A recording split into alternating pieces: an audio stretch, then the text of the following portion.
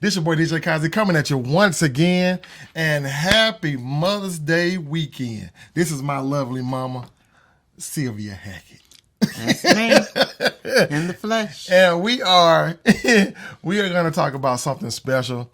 We get a little personal. Mama going to express her dealings with me throughout my life, and this is a show that's just talking about how strong that a mother's love is.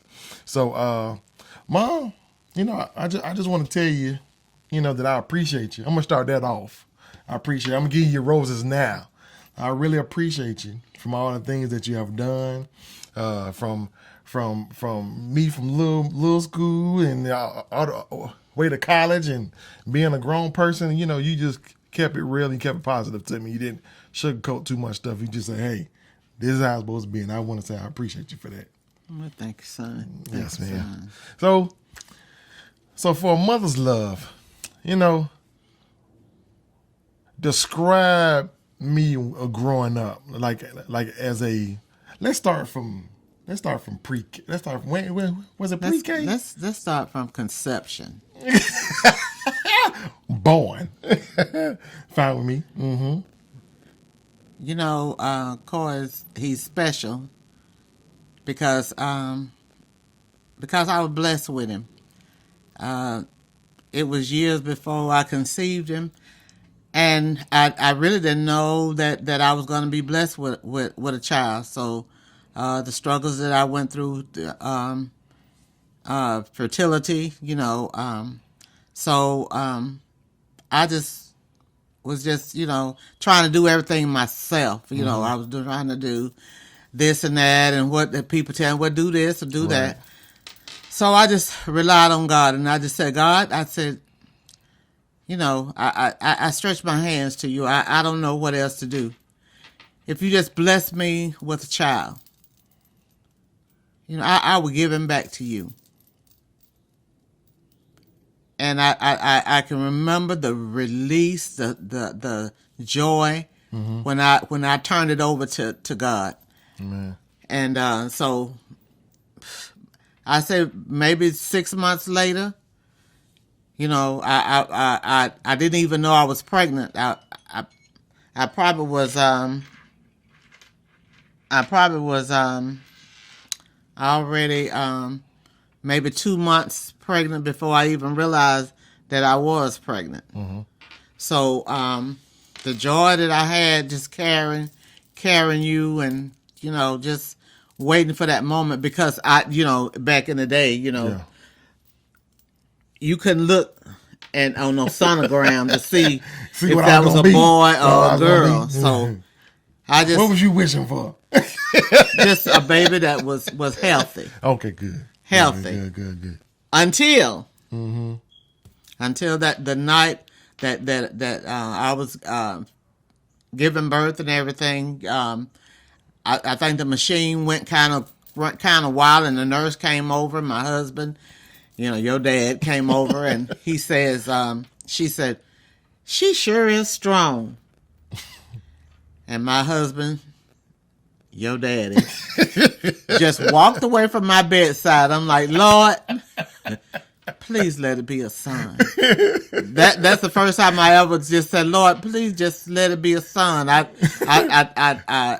said, Lord, if I'm just going to have this one, let it be a son. So God bless me with you. What else? And I was just so elated. I was just beside myself. I mean,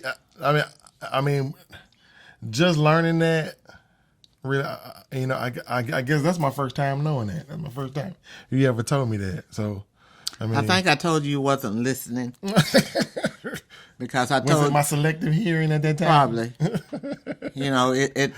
And this. So that's why a lot of times, I'm. Did you pay your tithes this week? Mm-hmm. Why you not at church? Right.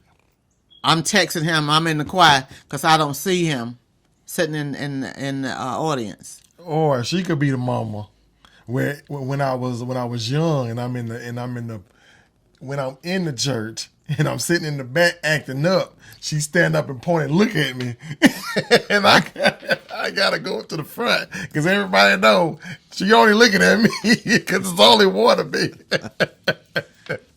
Well, that's just. But the thing about it is, you know when you're doing wrong. So I just had to just look. I know. And I know you had that feeling. She looking at me because you look straight up there at me. And you just go and do what you need to do. Come on down the aisle. Now me going into like my early school number years, like first grade, second grade, were those years where you thought that I was either gonna strive right off the rip or I was gonna have a learning curve? Well, what I found out is that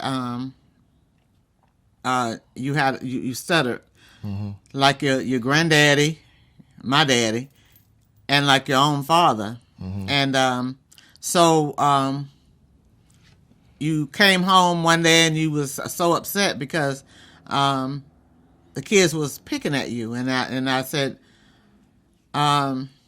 it's okay, but it really wasn't okay because you wouldn't even answer the telephone. That's true.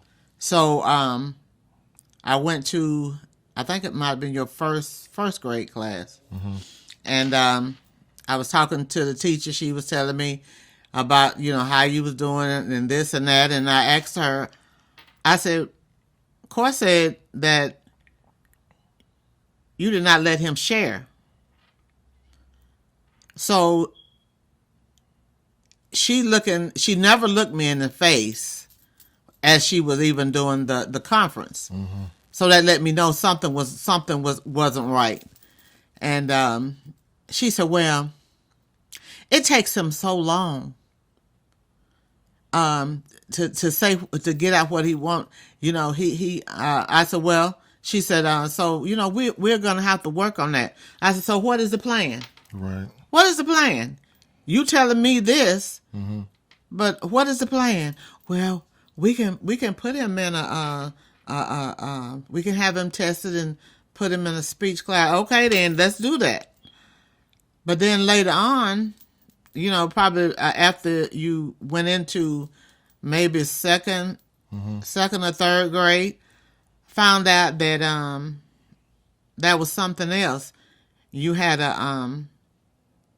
you couldn't stay on task, and so and then you was to the point where you just turning your paper because it was like you didn't want to be the last one turning in your paper. Right.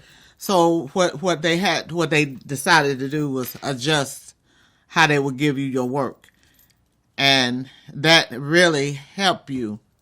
And I'm glad that I was really watching and making sure that you get things that you needed to help you survive, to help you strive.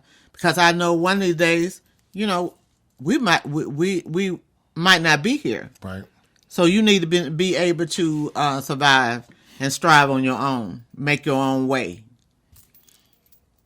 So that's why I really got into your education. Make sure that you was doing stuff that were going to, sort of enhance your learning. Right. Find your niche. Right. So to speak.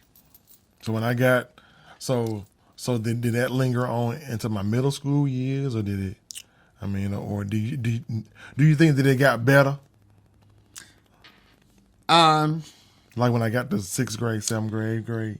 You they told me that you was gonna have to have team talk classes all the way through high school.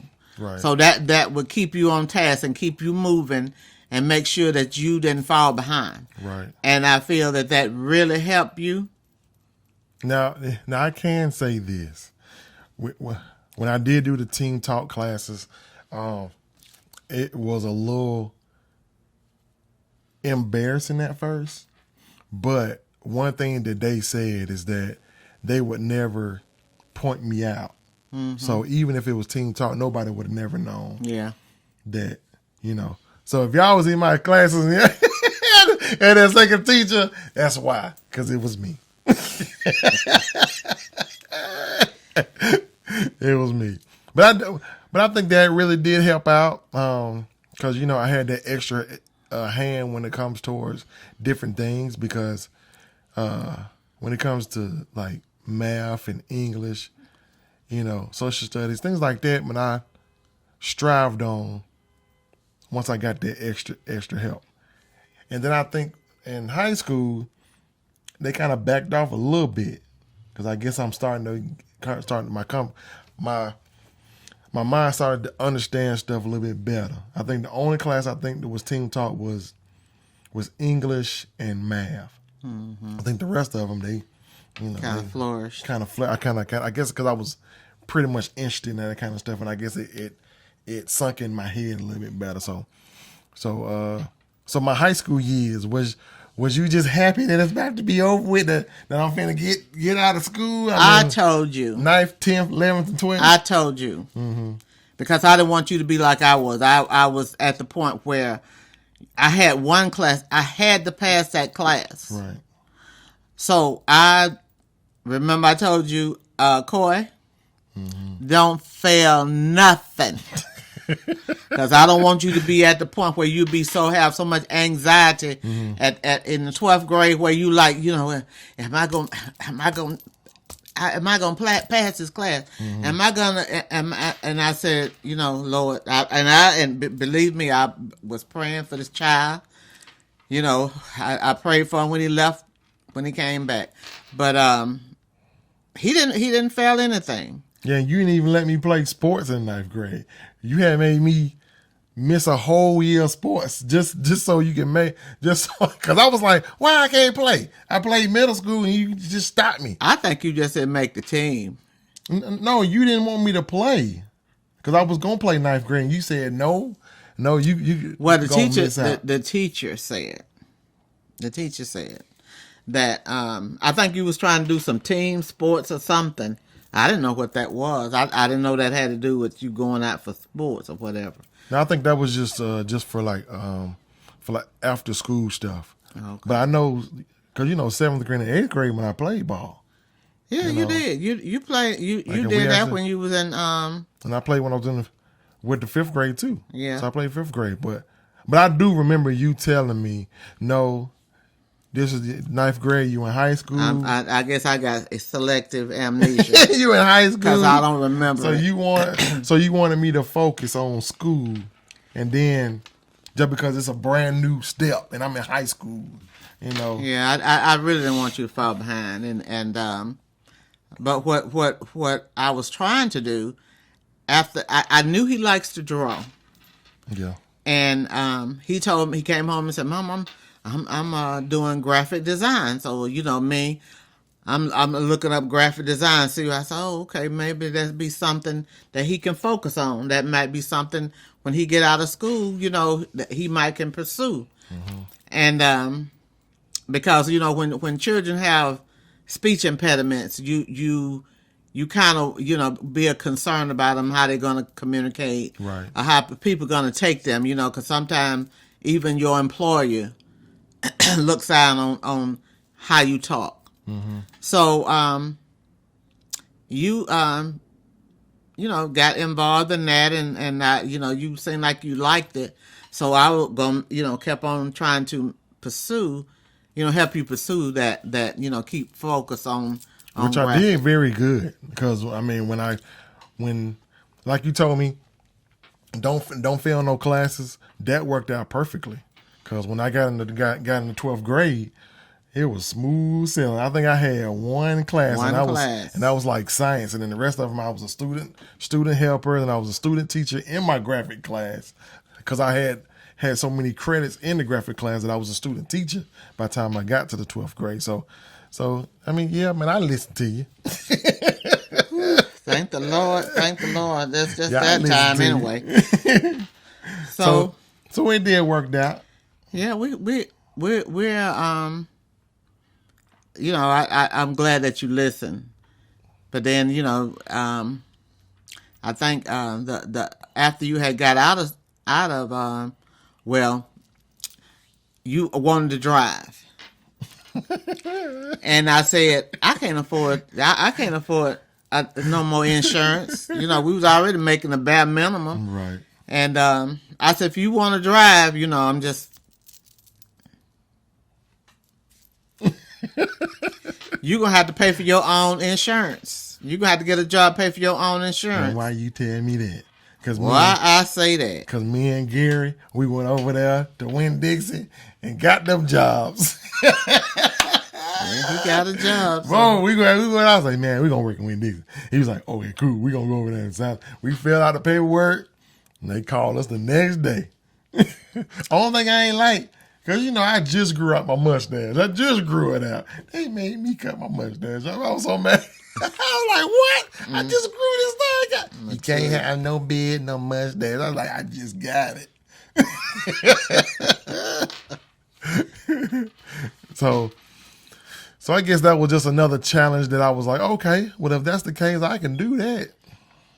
Yeah, so his senior year, we had got him a car for him to go back and forth to school. And then graduation. Made it. And for some reason, I don't know why all those diplomas blew across the field. I do, because I remember doing graduation day. There was a storm coming, and they was trying to get everybody back inside to go into the gymnasium because the storm was coming. And when the wind was blowing all the diplomas across, they were trying to get them. But once they got them all, they brought them on the inside. We was good, but I remember that the diplomas flying. I'm like, of all my special time, and my dad had cooked barbecue for him that day, and he for us a celebration that evening. And then I'm like, why did it have to rain on this day? It did. But it turned out real good. It turned out very good. Yeah, but it did. But you know what? After that, there was really no rain after that. Like it was clear for the rest of the night. Because I remember after we graduated and I came home and everybody was at the house and we all celebrated. It didn't even rain. So yeah, we had a good afternoon. We enjoyed it. It was such a special time. So my baby done graduated from high school, and I was so happy. And then college years, going to school. Well, he was doing. He did very well, and but he lost his job. Yeah. In the process, and so that's because they didn't want me to go to school and work there at the same time, which was crazy. Well, no, this was Winn-Dixie, and then you had to get that other job. Yeah, because then I was trying to work at that warehouse job right before I started going to school, and then when I told them that I was going to go to school, they was like, "Well, this your last week then, or next week we're going to be your last week." So then I was like, "Great, how am I going to pay for my car insurance and everything?" I was like, "Man." So being a mother. I woke up early one morning, and before I went to work, and I saw this advertising of staffing. Mm-hmm. And I said, I ain't know what that was. Oh. I said, "Oh, they got jobs." So I called. Soon time they opened up, I called, and I said, "Are you hiring?" And the lady said, "Yes, we're hiring. You looking for a job?" I said, "No, but I'm looking for my son a job." Because he, at the time, like I said, going from place to place, he was getting discouraged because he couldn't find a job. Mm-hmm. And, I don't like to see him being discouraged. I really don't. And then, too, I can remember that day. There's a lot of stuff I remember. I remember that day I went for my interview. Uncle Ronnie called me and said, "Let's pray before you go in there." I was like, "Cool." And I guess that calmed me down. Him actually calling me, to say, "Hey, let's pray before you go in there." And helped me out, and sure enough, I got the job, and then but I guess I was doing so good that they hired me on. Yeah. They hired me on, and then they made me like a little junior supervisor. So I was like a little junior supervisor working there, and that. And I worked there the whole time that I was in school. So they gave me some money, Then I bought my first car. Yep, bought his first car. I bought my first little Nissan Altima. And then all of a sudden, I put some rims on that thing. All of a sudden, he comes home and said, "Mama,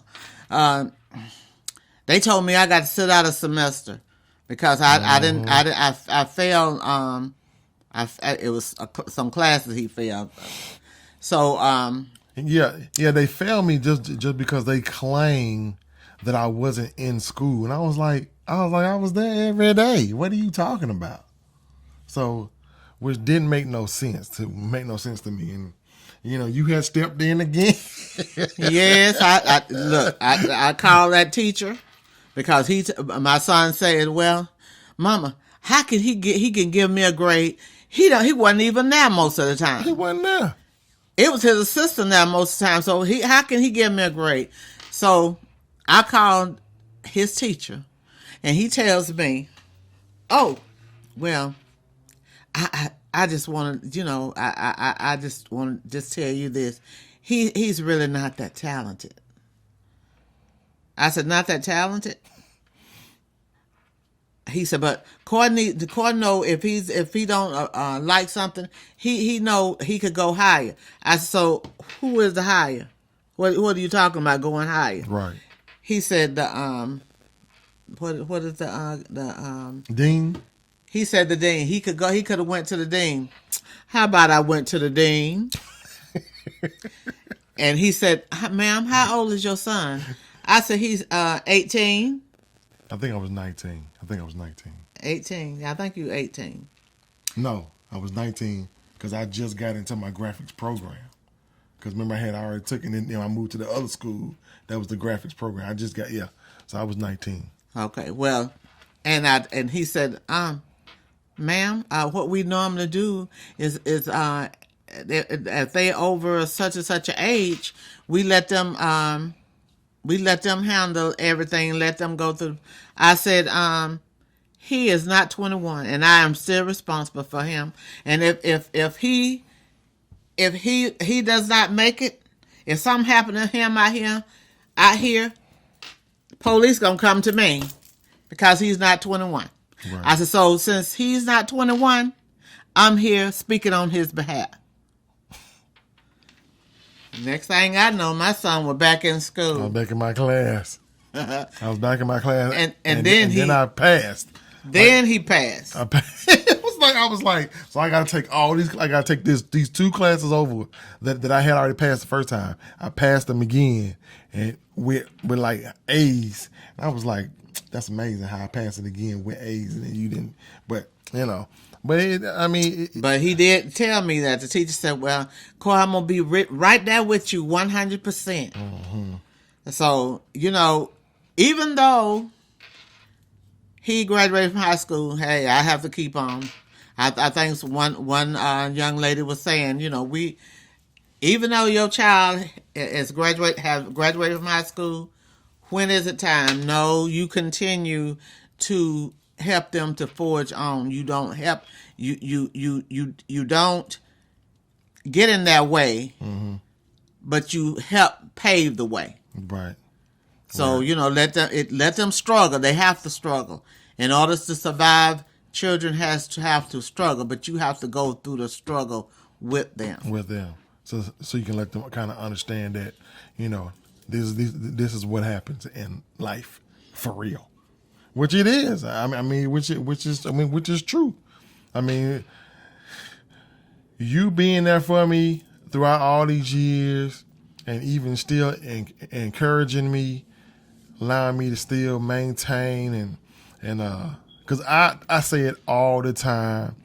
If you was not on me, I don't think I would even been in church like I would have been. Me being a church kid, You know, I used to hate it. Boy, we be at church all day. And I'd be like, Mama, can we go? No, we got to go to such and such and sing. I'm like, now I'm older. I don't even want to go.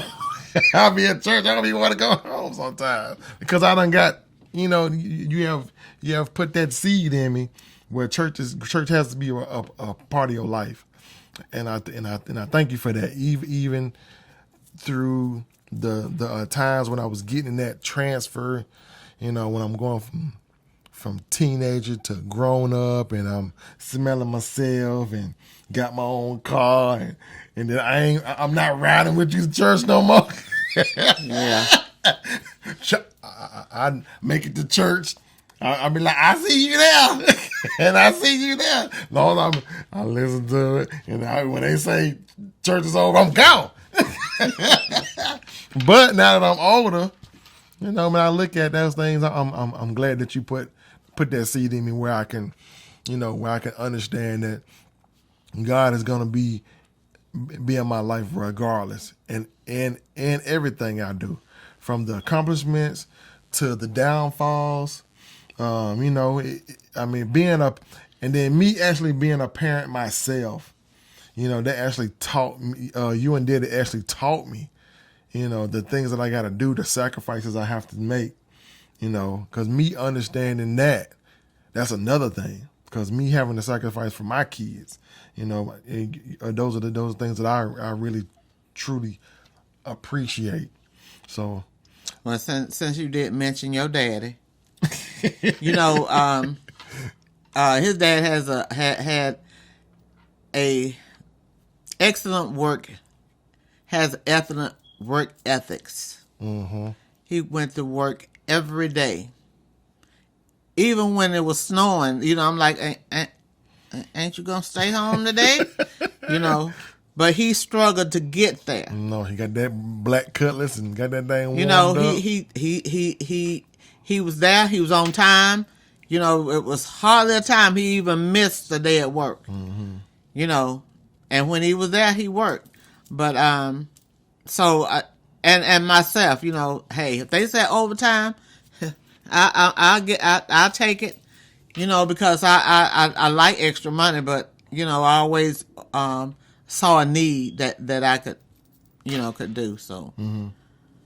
that's but going to work every day, and he has that same work ethics, and I praise God for that, because when children see what you do, when they see what you do every day, Mm-hmm. it grows on them too, and I see the same work ethics in him. He goes to work, even sometimes when he's sick, he goes to work. Mm-hmm. Like and even my two wonderful bosses, they even praise me. They's like, you know what, you open up the door every day for the before we get there, and we are happy that you are, you know, that we can depend on you. Me being the production manager at my job doing graphic design. So, you know, me being there, they appreciate me. They tell it to me all the time that they are glad that they can, you know, go off to Florida and, you know, and not worry, and I can still run the place. So, so I do thank y'all for that work ethic, because I mean, that's one thing. And even me working multiple other jobs and businesses, and I still strive to, you know, separate myself and try to have some family time in there too as well. Most important, family time is is very important. I mean, you gotta put that in there. You gotta have balance. You gotta have some balance. Sometimes you just gotta say, okay, this weekend we are gonna do something, and I'm not gonna worry about no business, no work, anything. So you know, Mom, and I just want to thank you for being on my show. You know, happy Mother's Day. You know, and happy Mother's Day to all the mothers out there. I'm still looking for my necklace. Where your bracelets at I bought? Where your charms? Where your Pandora at? I got the Pandora, and it ain't Pandorian. We'll discuss that. We will discuss. Thank you once again for watching this show. Mama, I thank you for coming. Thank you, son. You're Happy welcome. Mother's Day. Happy Mother's Day to everybody. Happy Mother's Day. So, DJ Kazie, see if you hack it. Peace. Oh, and make sure that you like, subscribe, and share. All right, I'm back. I'm done.